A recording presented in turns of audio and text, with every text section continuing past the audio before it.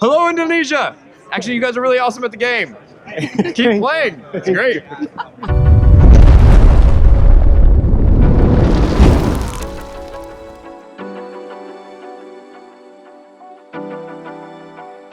Hello, Indonesia! Hope you have a great show. Very difficult. What do you think about the mystery chess? I mean, why do you guys even decide to have a jackpot? This is awesome. Basically, come on. Do you have to have a reason? Yeah, because once you get it, you're pretty much set for life, right? So, But the thing is, you'll ever need. do you know the percentage chance for it happening? It's got to be. It's pretty low. It's actually not as low as I would have expected it to be, but it is pretty low. But people will hit it, no question. there's a glimmer of hope there. We've run the numbers like a ton of times. There are going to be a fair number of people in the world. You know, like once it actually does show up, like the first person to get it, like completely social media is gonna go You're like, big. I can't wait. It's gonna be great. But no, that chest is nuts. Like, it's just full of everything. Like, It's all good heroes. stuff. Like, And- you can't have a bad pull on the chest. And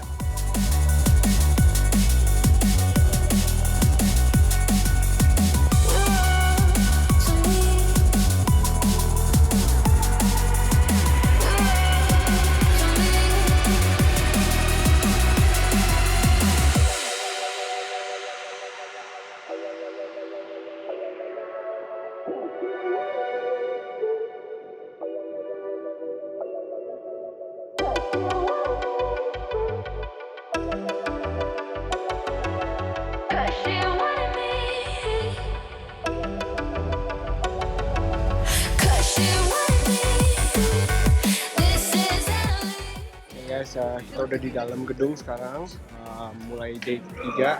Penonton lagi pada duduk, tempat duduk disuruh ngisi paling depan dulu. Habis itu pertama kita bakal mulai. Yeay, bakal final. We have 3 right here.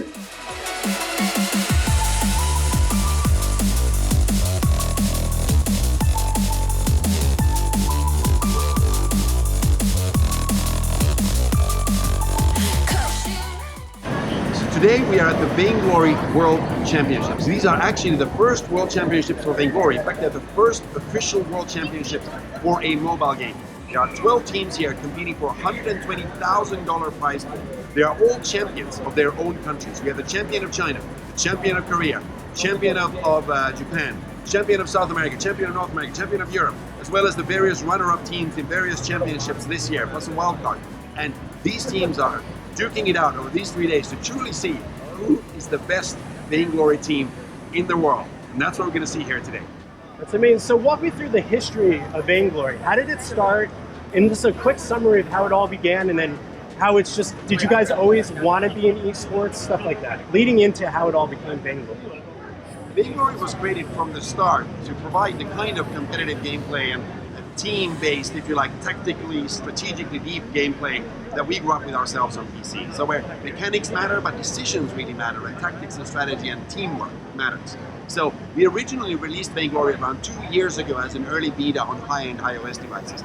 And it has really grown from strength to strength since then. So now there are millions of players playing every month. There's also millions of people watching other people play every month at events like this World Championship that we have here today.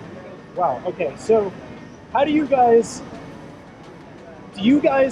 have your own esport company? Is it all under the Super Mega Corp window, or are you a part of MLG Gaming Esports?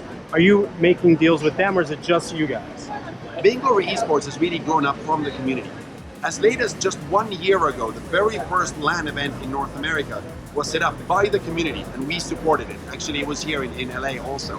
And since then, things have really snowballed with all the big professional teams joining. Around 6 months ago, we did a multi-million-dollar, multi-year deal with Twitch to help host and create events like this, the World Championship, as well as equivalent events in Europe and around the world.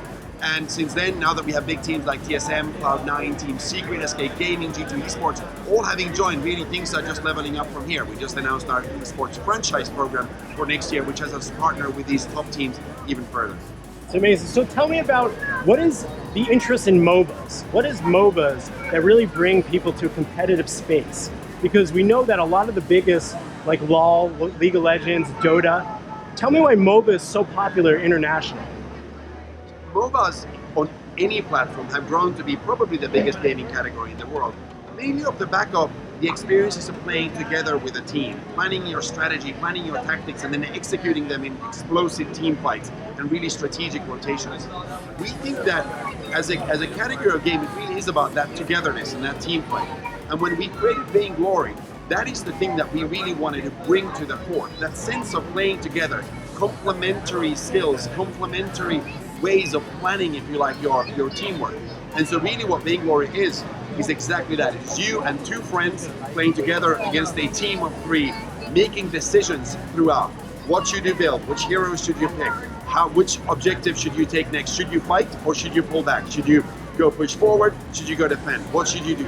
And that is really what it's about. And that's, we think, why traditional sports ultimately are so popular to play and to watch. And that is why a game like Vainglory is so much fun to play and watch. Okay, so what is the future for Vainglory? If you've already reached this point, what do we see as a future in the next 5 to 10 years for Vainglory?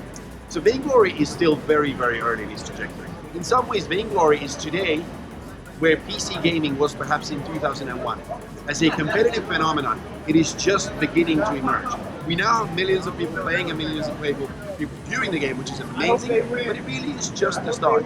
There are north of 3 billion mobile devices in the world that can play a game like Vainglory. And there's a whole touchscreen generation growing up who think of mobile devices as their primary gaming devices. And these are the first gaming devices that you can actually take with you and play together with friends at a cafe, at a pub, at a lunch break, anywhere really. And the thing that we are so excited about is we're able to bring this kind of play together physically with friends anywhere to the entire global population. So we are still very early. We're very proud of how far the game has come and how much how much the audiences have grown, but we're really just getting started. We think this is the next really big change in the entire game industry, where mobile gamers are graduating from standalone experiences to play together, just like gaming on every other platform. And we just can't wait to see where it goes from here over the next couple of years. And just a broader question, do you think that the future of esports holds up as how sports in general has become? Are we going to see main esports go into the mainstream of everybody? Like, we're going to see stadiums filled out with Major League Gaming. Like, what is the future of that? What do you see for Major League sports? Esports has, over the past few years, truly broken through to the mainstream, in that it's gone from this obscure niche thing that people didn't even know about to now being broadcast on major satellite networks, to having just a much broader set of sponsors and very rapidly growing audiences in general. Where it goes from here will be really interesting to watch. There are certain parallels with traditional sports. There are parallels in particular with some of the franchise leagues being set up right now. There are some parallels, but there are also some really important differences, where in esports, for example, there really is no need for a team necessarily to be physically based in one place. It is not a physical sport in that sense. Right. So it'll be interesting to see how esports will evolve. It's traditionally been very much citizens of the internet who are into it and who watch it over the internet, who play it over the internet. Does it converge to physical locations the way that traditional sports has? Perhaps. Another aspect of esports is that ultimately, because everyone can play, there is no physical limitation. It's not like when you watch a traditional sport, you watch an incredible quarterback throw the ball and you sort of dream that you could maybe throw it that far one day yourself. Right. Whereas in esports, there's not the same physical limitations. You can be involved. In particular with Vainglory, an esport on a touchscreen device, you probably have the same device in your pocket as those guys are playing on right now on the World Championship stage for a $120,000 prize pool. So that means that you can have a relation, if you like, with that experience on a whole different level.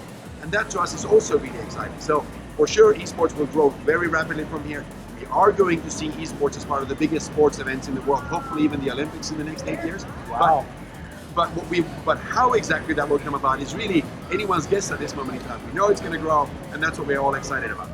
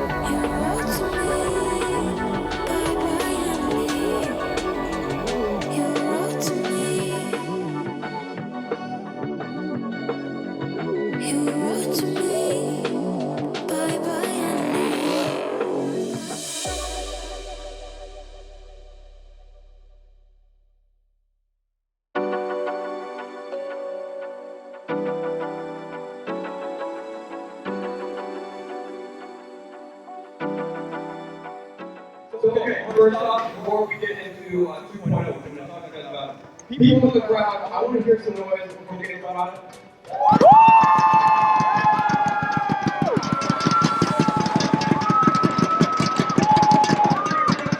Fans here? Okay, and now can I hear